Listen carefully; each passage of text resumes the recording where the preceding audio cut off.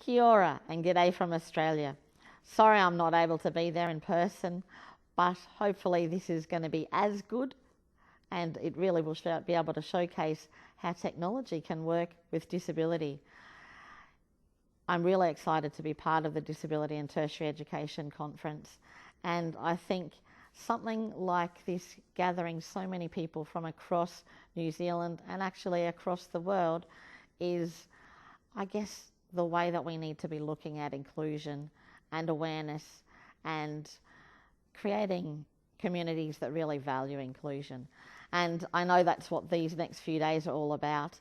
And I was really excited when Kylie asked me to be part of this. And I've loved my negotiations with her and can't wait to hopefully sometime in the future be able to meet all of you guys in person. And I look forward to talking to you a little bit later on today via our teleconference link.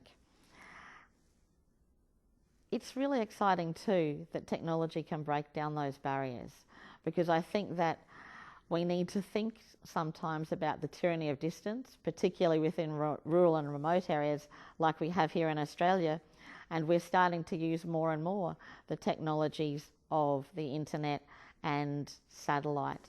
And to be part of that today is exciting as well, even though it's always lovely to have that personal let's meet each other touch.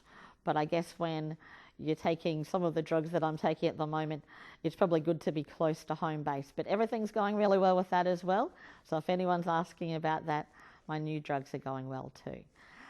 Okay, well, I think we might get into the presentation. And I think I'll talk a little bit about the background of my life first of all. And the first thing I thought that I'd go through is just a little bit about where I come from, what I do, why I guess my passion for disability awareness is so strong, and how it actually evolved. My background is that I was not born with a disability. I got rheumatoid arthritis, or juvenile chronic arthritis, when I was about 11. And I know when the doctor diagnosed that to my family, after many other different things that it might have been, I thought, oh, that's not going to mean much of a change to my life. That's not going to be very different. Never realising the consequences of what arthritis can actually do to a person's joints, and how it can change their life in a very big way. By the time I was 18, I was having a lot of trouble with walking. By the time I was 21, I had to start using a wheelchair. By the time I was about 30, I couldn't get out of the wheelchair at all to transfer independently. And then by the time I was 31, my neck had broken because of arthritis. And in those next few years, the biggest impact on my life was really acceptance of disability, but how I could create a change across community about disability as well. I guess I was very lucky that I had a family that supported me in everything that I was going to do, but also never let me off the hook with things. So if I said, nah, I don't think I'll do that, they were always like, oh, why not? Give it a try. And I think that sort of give it a try attitude was something that came through, and now I don't like to give up on anything. And that can be a little bit tricky sometimes, because I'll find a way around things usually to make things work. And I guess in those instances, that's when I guess my real passion for actually making a difference and making a change makes me hold on to the idea and not give up on those things.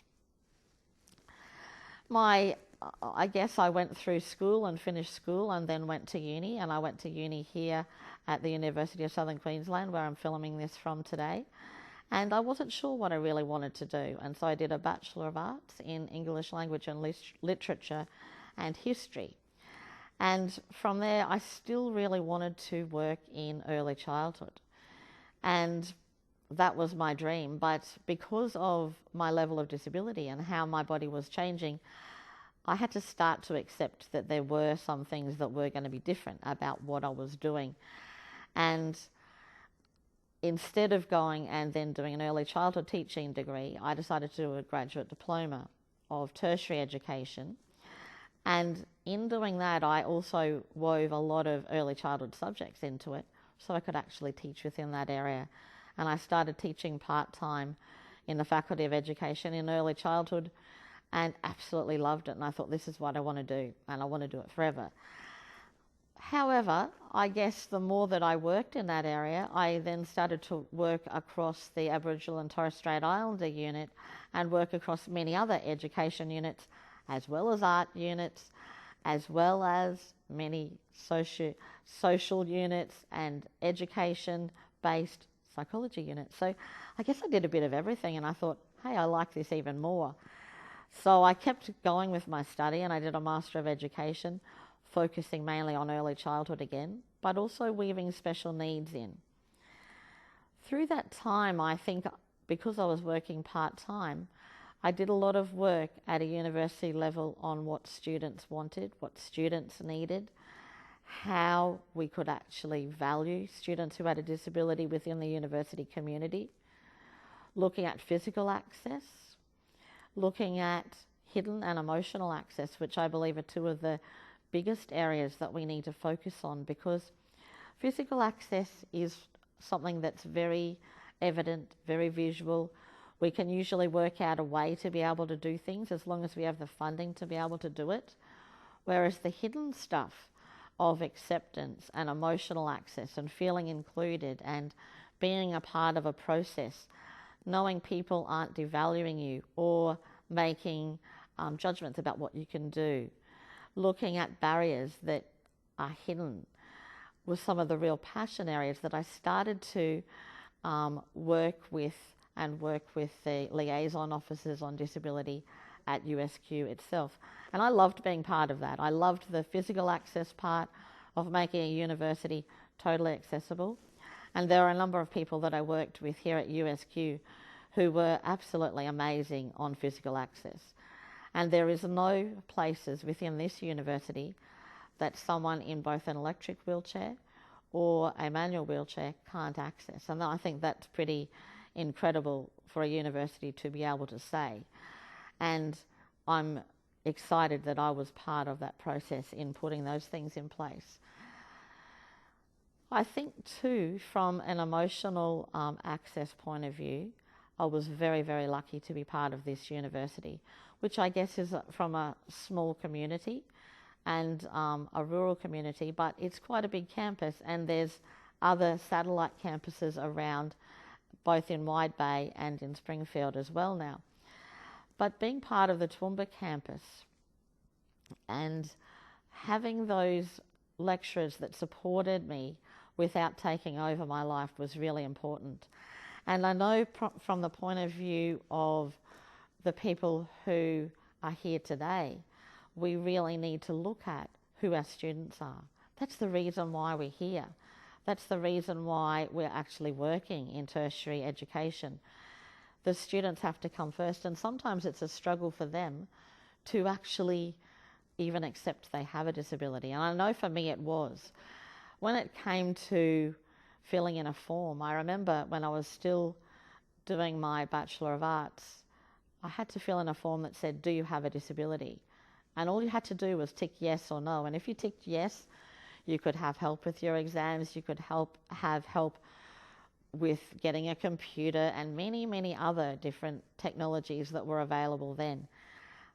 But you had to first tick yes, and I ticked no because I didn't want to accept that I had a disability or I was different to anybody else.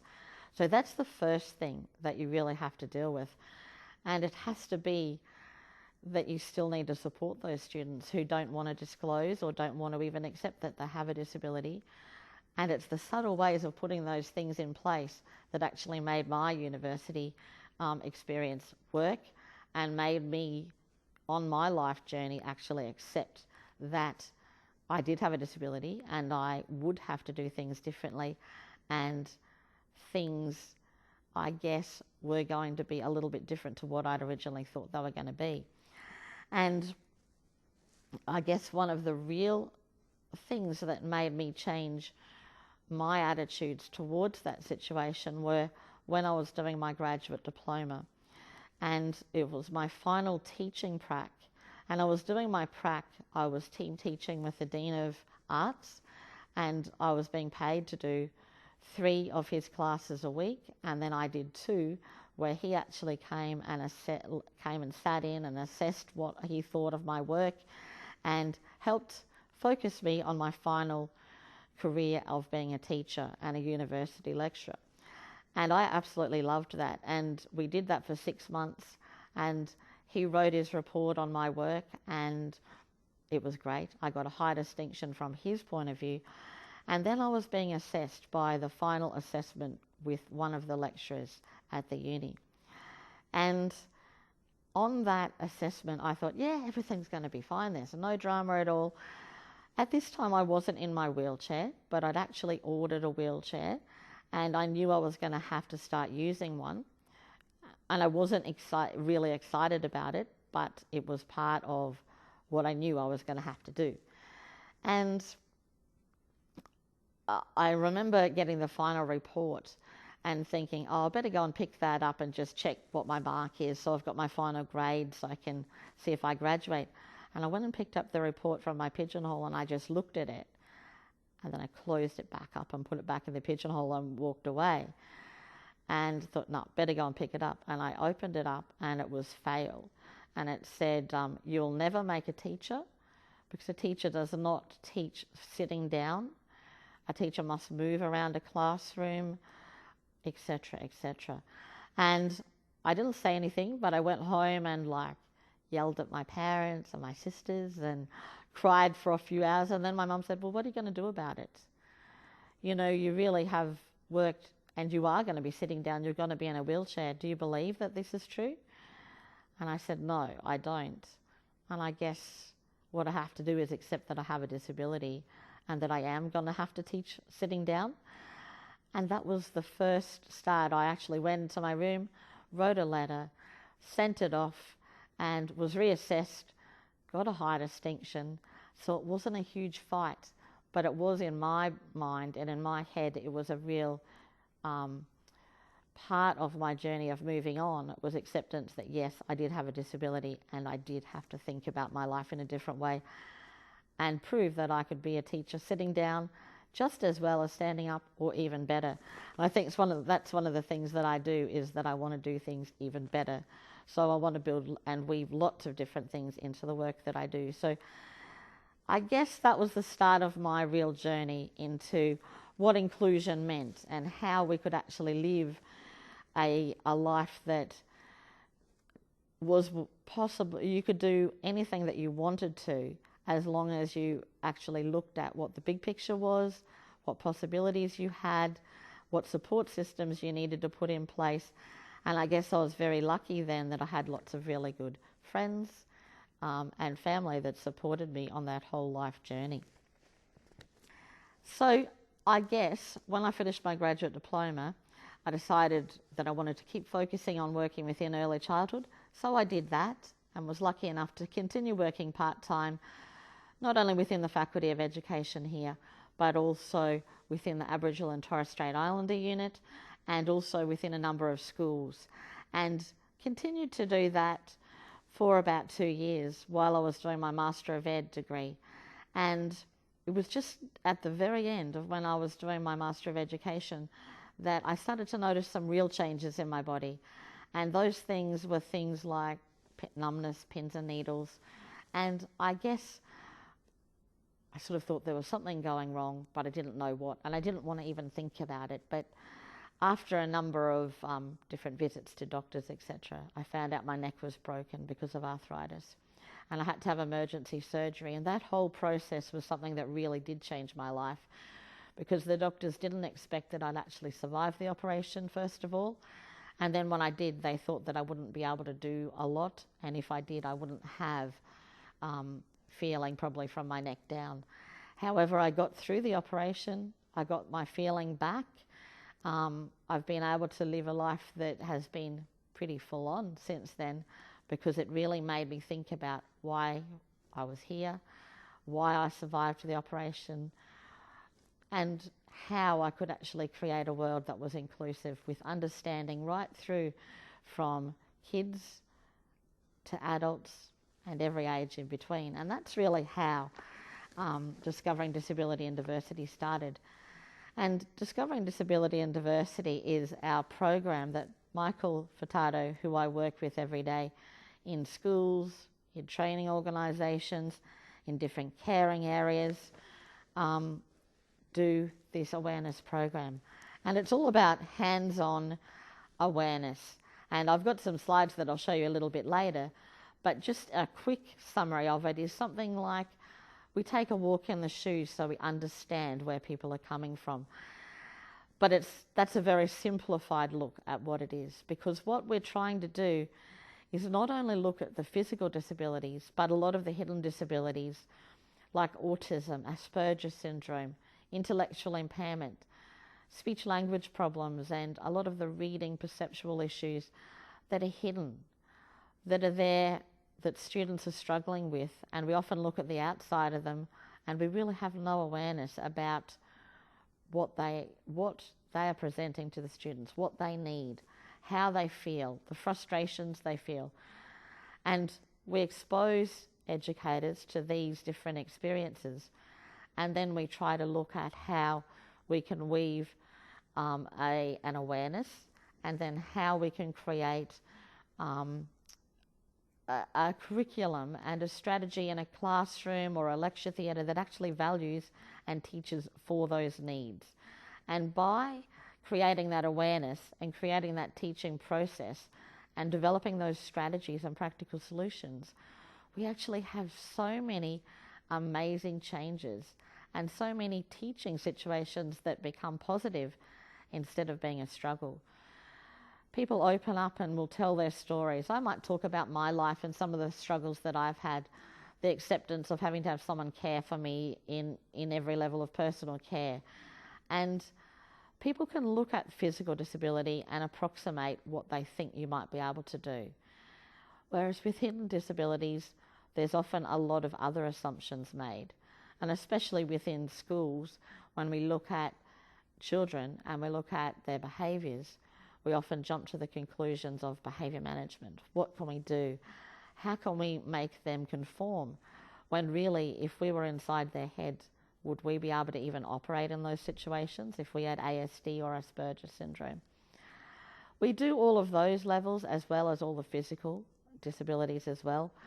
We put principals into wheelchairs and get them to move around their classrooms. We have university lecturers. We have people who provide care in different training organisations. And from those situations, they then have to think about how their workplace and how their organisation can actually create a more inclusive world. And that was the whole reasoning behind disability awareness within Discovering Disability and Diversity, because we wanted to break down barriers. I wanted kids to understand where their classmates were coming from, when they acted differently, when they looked different.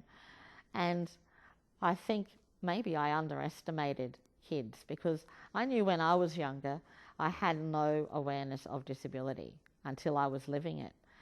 But I think kids today have a real heightened awareness, and I think as adults, we're probably the ones that really need to learn to be more like kids and ask questions and find out, because I know that a lot of our backgrounds have been, don't ask questions, don't stare, no, don't find out about that. Just treat them like you would treat everybody else. Now, some of those things are good, but when we look at someone who's different, we often want to know, and it creates a barrier. So if we don't ask the questions, we're really thinking about them in our heads anyway. And I guess a lot of us would be lying if we didn't want to know, because the real human nature is, can we find that out? And I guess I love it when kids come up to me when I'm working in a preschool or whatever, and they'll ask the questions. You might be talking to their director. You might be doing something, totally different. But if they want to know, they want to know now. So they might say it really quietly to start with. Excuse me, how come you've got little hands? That's what kids always come up to me and ask. If you don't answer them straight away, it's just like, excuse me, how come you've got little hands? They just ask it louder. It doesn't mean that they're going to go away. And the minute you answer them, it's like, oh, okay. Well, do you want to come and play Tooth Fairies with us now? It's part of their life and part of their structure. They've found the answer out, they're happy, and they move on. And I think I've worked with so many people who, it might be 2 or 3 years down the track that they actually ask me, how come you're wearing that neck brace? What happened to your neck? And if it had been a person who was wearing a plaster on their arm, you'd go, hey, how come you're wearing that plaster? And I often say to them, how come you didn't ask me like when you first met me? They're like, oh, I didn't know if you'd really want to talk about your disability. And I think that's sometimes what we assume. And that is how some students do feel. It's a matter of getting to know them and finding out how to ask, what to ask. How can we find out what support systems they need? My lecturers were excellent because they knew that if they came out and said, oh, do you want some help doing this? Or, were very overt with what they were asking, I'd go, no, I'm fine. But if they put things in place in a subtle way and they worked through and I didn't feel different to everybody else, it really, really helped. And I know some of my best lecturers here at uni, and I guess I can mention the poet Bruce Dorr, would have to be my absolute, he would have to be a standout lecturer, and those of you who know him would know what I'm talking about, because he would put things in place without putting anything formal in place. He knew that I needed the help. One of the exams, for example, was you had to handwrite on three books, and you had 1 hour to do it. And he just let me keep writing, and it was an hour and a half of writing. And he said to me at the end, he goes, oh, well, I said, I couldn't have written it in that time. So I didn't feel bad about the process at all. It just was something that was done, and he did it. And I liked those informal structures, and that flexibility, I think, are the real keys to real support, especially at a tertiary level for disability. When we're looking through what we've done with our work, we've probably visited over about 900 different schools and different training organisations and centres across Australia, in particular Queensland. And I've had the privilege to speak to over 120,000 different adults and children. And I think that really is a privilege. And it's something that I wouldn't have had if I didn't have my disability. So I guess there's some positive things about having a disability. In fact, there's a lot of positive things, but there's lots of negative things too. But if you don't concentrate on the negatives, and if you really focus on what can be done in life, I think that we can achieve great things and can create communities that actually value all the members of their community, rather than looking at the negatives and trying to think about how they can actually deal with them. Because if we can actually create classrooms and lecture theatres and situations within the whole of the education system that work in valuing the different gifts that we can actually bring to the classroom, to the community, we can do it on a much bigger community level, and it will work, and it will work well. I guess in the work that we do, every day is different, and every day you hear stories from community that really, I guess they extend what your ideas about inclusion are. They challenge me every day, I know. But there's lots of different things that come out from kids, especially, that you don't expect.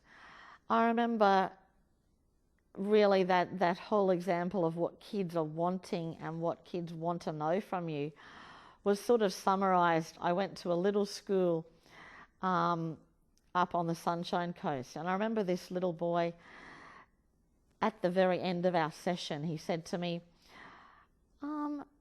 Sharon, and I don't know that he really knew that he really wanted to ask the question, but he did want to ask it, because I said they could ask any questions at the end that they wanted to. And he said, when you first get to a school, do sometimes people think, oh, she's a bit weird. She won't really know very much. And I said to him, he was only probably in grade 2 at the very most. And I said, is that what you felt? And he said, yeah. He said, I thought, ooh, she doesn't know very much. Yeah, I don't know why she's at our school. And I said, what do you reckon now? He said, I don't want you to go. He said, I just told you that. I just said this is the best thing that we've ever done in our whole time at school. I'm just wondering if you could stay and be my teacher. Don't know what the teacher thought of the whole thing, but, you know, for me, that was a real moment of the honesty of kids. When he'd looked at the outside of me, he thought, oh, I don't know. And the teacher had actually said he'd never seen somebody in a wheelchair in his community. He'd seen them on TV and had made those assumptions in his head.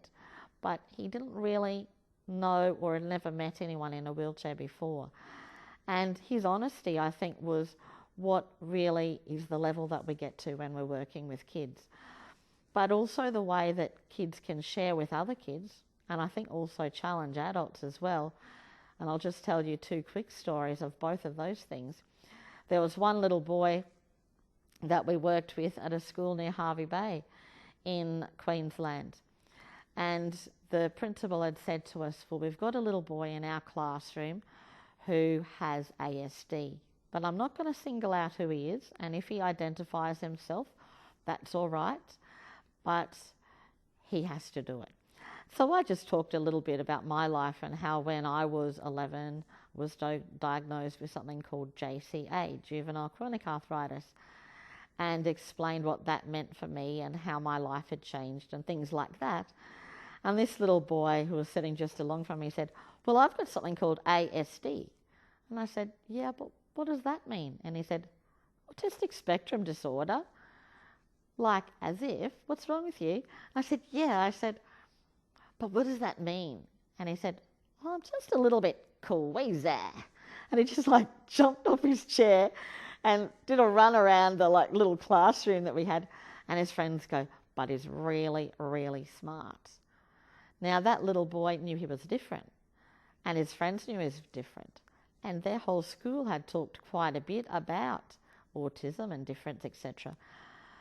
And it wasn't that he was treated differently at all. The interesting thing about it was all his friends had said, but he's really smart, and they all wanted him to join into the group when there was group work that we got into after we'd finished the talk. He was really popular. That little kid, we dropped a jar of our jelly beans on the floor, and he goes, there's 65 there. Anyway, of course, Michael had to count them. Counted 64. And he goes, no, I said there's 65. Michael recounted them. There was 65. He had that photographic eye, mind, maths ability to count. And he really was a clever little kid. He didn't know why he was different, but he knew he was. And I loved the way that he described himself, because he was just a gift to that classroom and was loved by everybody, but included, and his maths ability really taught the other kids about maths as well. So that was one example really about difference that was shared. The other one that really was more about what I learned as an adult, not to make assumptions about things and what we actually value as gifts within a classroom or a community, was a young girl that we met who was in year 5, and she was totally blind and she had ASD. Now, this little girl, when I first got to the school, she said, so I read on our braille sheets that this is about disability and wheelchairs and stuff like that. She said, is Michael in a wheelchair? And I said, no. I said, he's just walking around. And she said, but you are, aren't you? And I said, yeah. And I said, do you want to feel my wheelchair? So I parked my chair and let her feel my wheelchair. And I was holding on to the controller, and she felt my hands, and she said, you're a baby. She said, you've only got baby hands. I said, no, that's because of arthritis. I said, I'm not a baby, I'm an adult. I said, and I'm sitting down in my wheelchair. And she'd felt all the wheels and everything, and her teacher aide came over, and I said, well, do you want to get me to stand up? I said, if I get Michael to actually hold me up, I can stand next to your teacher aide so you can feel that I'm an adult. You can feel how tall I am. Okay, I thought I'd convinced her. I got held up. She felt how tall I was out of my wheelchair. Sat back down. She felt my other hand and said, you've still got baby hands. Went round the back of my wheelchair and she said, I knew you were a baby. She said, you were just trying to trick me with that height thing. She said, because I can feel you're in a pram with pram handles. Now, that was all part of her autism and her fascination with babies and prams, etc. But to her, because I had small hands and because I was sitting down and because I was in something that felt like what she knew as a pram, that's who I was. And she actually, as we were talking, we talked in the group and we said, look, everybody has a gift. And it turned out, she said, well, I really love singing. And she said, can I come up and sing for you at morning tea? And it was the time when in Australia we had a whole lot of singing shows on TV. So I was thinking something like Australian Idol or one of those sorts of shows. Anyway, morning tea came and up came this little girl with her teacher aide and asked us what song she wanted us to sing. And I think in the end she chose Somewhere Over the Rainbow. Well, she actually started singing. Her teacher aide was crying. Michael was crying. It was amazing. It was something better than I've heard in many of the professional singing things that I've actually heard. And I thought to myself, and we actually said, the school had been complaining they had no money for brailing machines, etc. If they just had a concert with her singing, they could have raised an absolute fortune. Do we look at that little girl as a blind girl with autism who couldn't understand the fact that I wasn't an adult because I had small hands, or someone with an amazing gift for singing? And that's really what our program is about. What do we look for? How do we find those people? Who are the people that actually stand out within our world, and how can we celebrate those people? We can jump to conclusions. There's one other quick story. With autism, you often assume that because people aren't looking at you or being engaged with what you're doing, that they're not taking on board information.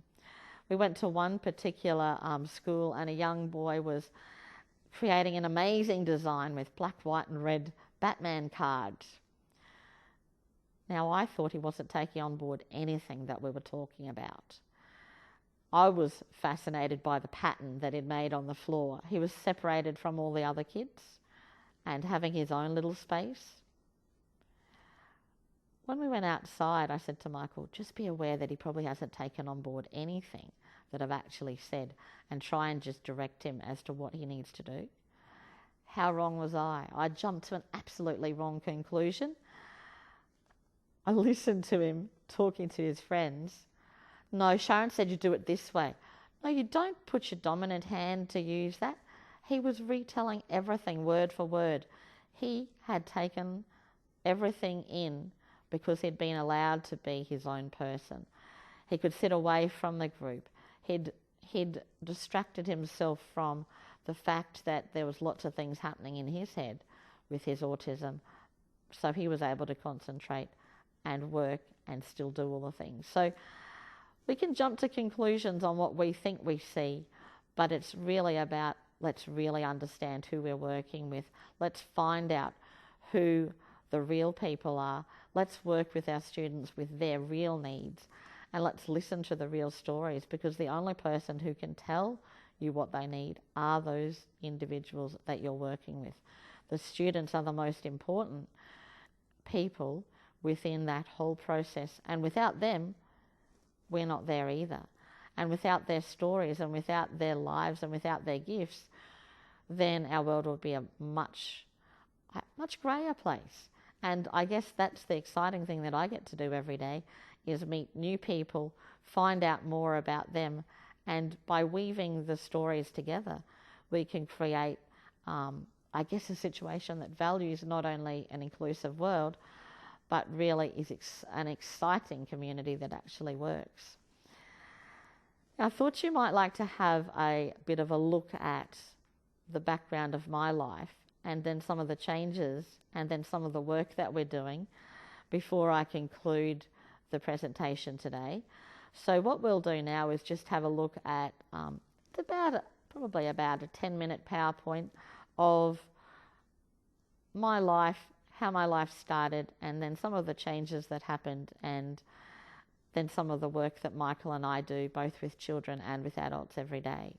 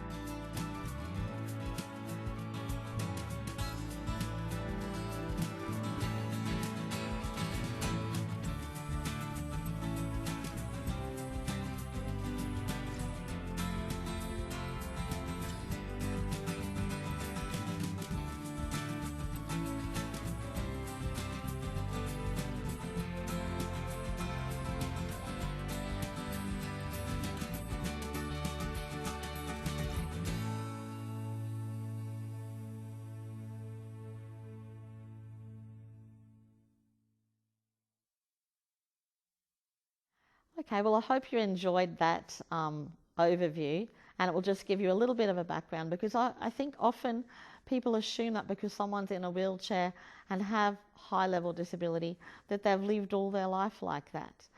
And I guess that was one of the big things, that when my neck broke, I thought I didn't understand disability. And I thought a lot of people within the community didn't understand disability.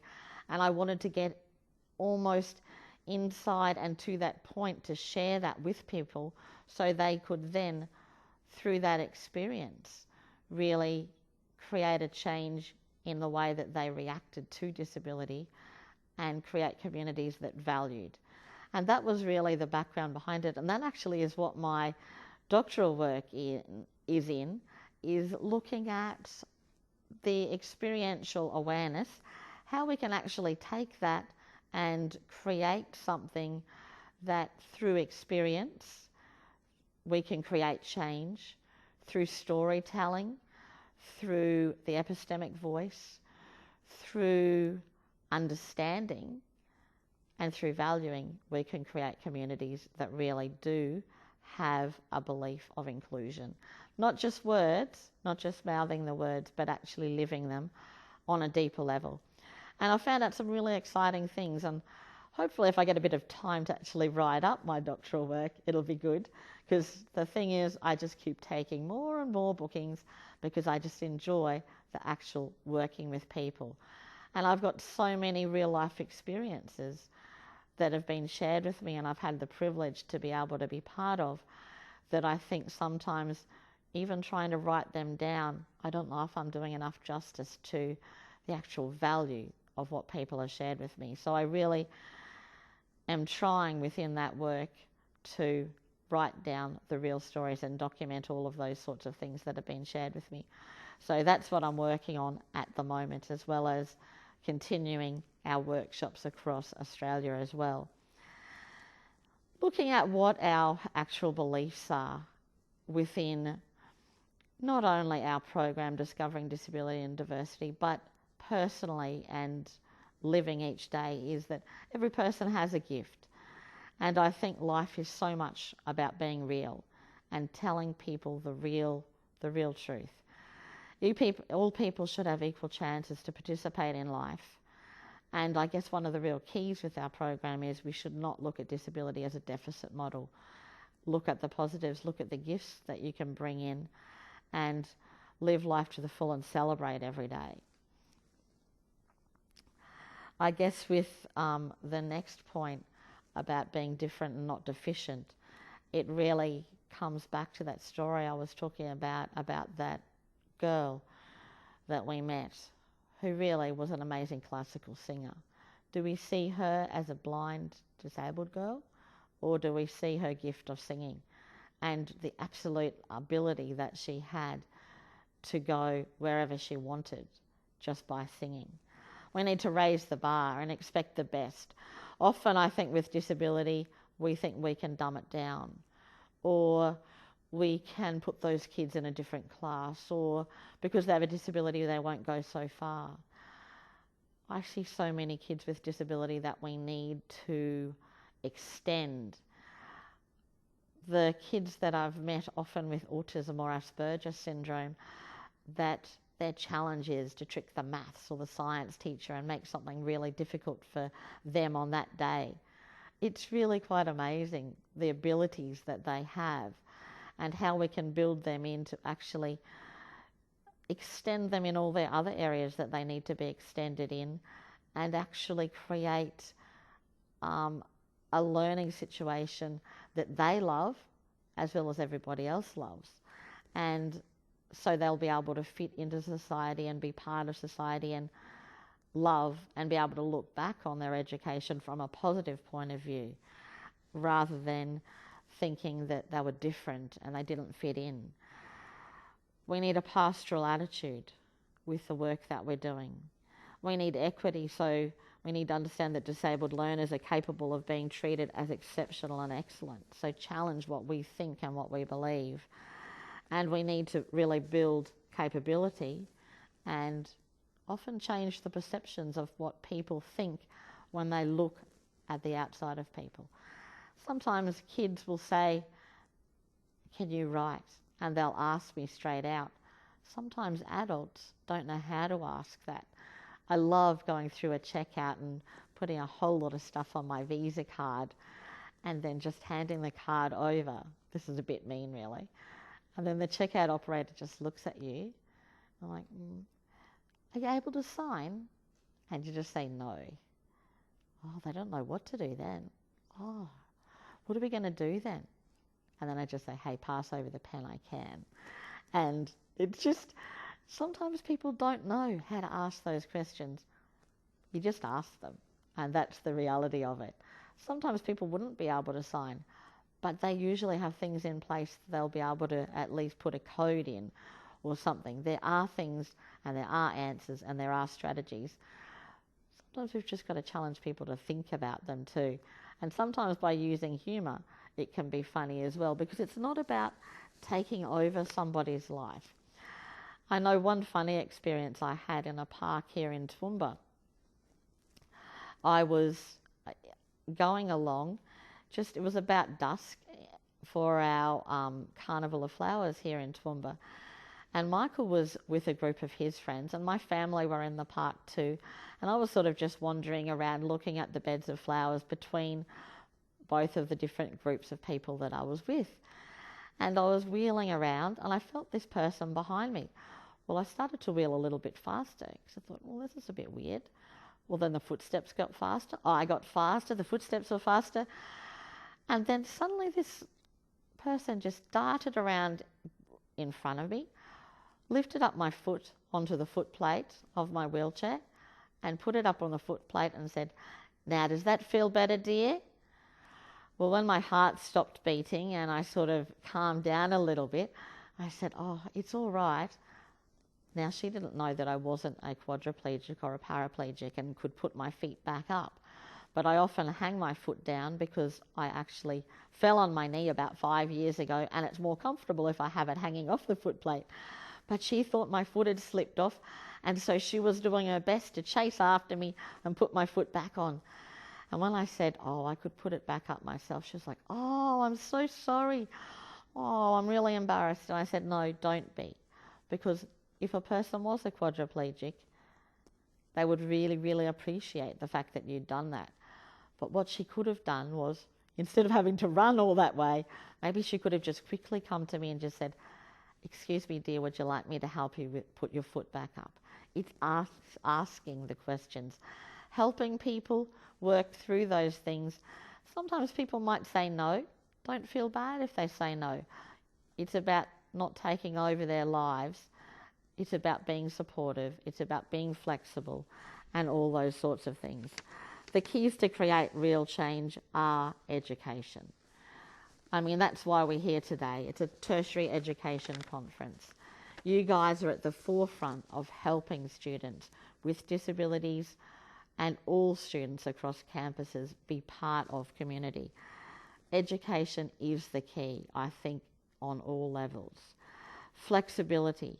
Being flexible within these areas is absolutely imperative. With disability, flexibility is the only way to go. We sometimes have to bend different situations. There's always heaps of red tape. To try and get round that red tape sometimes can be a little bit tricky. But knowing the person, knowing their stories, working together, weaving together those stories, experiencing the difference, growing together, they are the ways that real education is going to work. The sharing process, the linking of the heart and the head, those sorts of things, and family support, if that is there, understanding of where the social and emotional level of the students you're working with is, they're all areas that we need to work on and link together so real change and real inclusion is going to happen. And I like this quote by Confucius that said, "Tell me I forget, show me I remember, involve me and I understand."